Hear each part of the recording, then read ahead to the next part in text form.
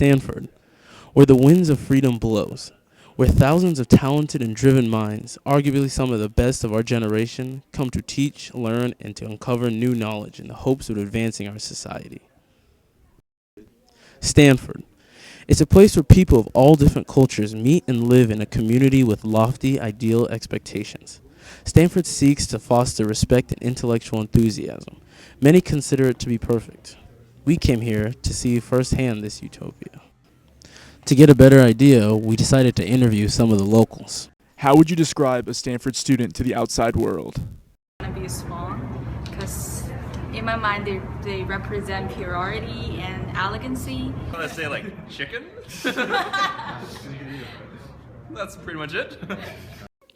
What are some negatives you've heard about the residents here? I heard so many good things about Stanford, and I try to get it back from people, but they just refuse to say so. Well, I don't know. The drawback that I've heard the most is the quality of the students. It is very good, which makes it tougher to excel.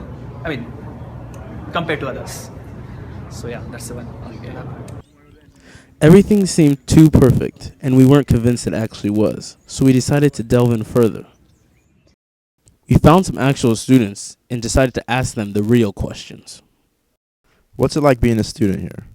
Because essentially what happens is we have students here who are geniuses, and what happens is as everyone's taking a CME test, they're like, oh yeah, I killed it 100%, while everyone else gets a 50%. And essentially we're all getting shafted. Well, there's always a few students who are doing extremely well, and it's very, very frustrating. How does that make you feel? It makes me feel absolutely terrible. It makes me feel like I hate myself.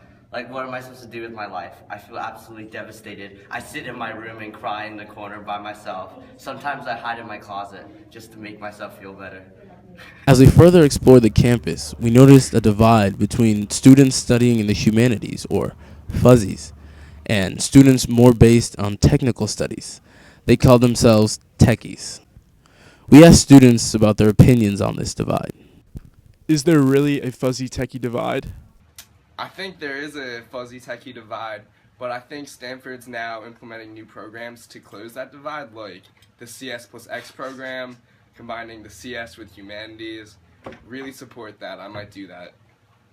Yeah, there's like huge techie fuzzy divide at Stanford. It's really it's pretty bad actually. Stanford doesn't really do much mediate it or help it out. Due to the conflicting responses, we tried to get some more negatives out of the students. Do you have any negatives to say about your school? It's the worst place I've ever been to. Even though it's somewhat pretty, they don't have beautiful stained glass in their churches. They do have a bell tower, but it's not quite the same. Pretty. I saw some bright blue ones this summer that were pretty rad. I think a lot of stupid people go there. All the kids there are noobs. There's no redeeming qualities about them. The more and more questions we asked, the less and less Stanford seemed like a utopia, and more like a dystopia. We began to notice some strange rituals around campus, so we decided to ask professors and students alike about these unusual practices. Here at Stanford, we take academic responsibility very seriously. When students turn in their piece at like Cal here, we make public demonstrations of them. As you can see, we have this Beat Cal sign, so students, whenever they feel like taking out their anger, beat the student. So I didn't hand in my math problems on time, and so they beat me. Maron took me to the front of the class and just unloaded. But it's for the greater good. Rollouts are really annoying. Can you tell us more about these rollouts and how they make you feel? It's really early in the morning. If you joined a club or some sort of organization, they'll wake you up really early and do some random. I really enjoy sleeping. It's one of my top one activities, and rollouts kind of disturb that, and it really bothers me. It's it's really psychologically damaging because not only is the person being rolled out, but you're almost being rolled out because you can hear it next door. So it affects a lot of people. Exactly, yeah, it's a spillover effect. Yeah. Very scary. That's good. Stanford appeared perfect on the outside, but behind closed doors, there was a different story. Sounds good.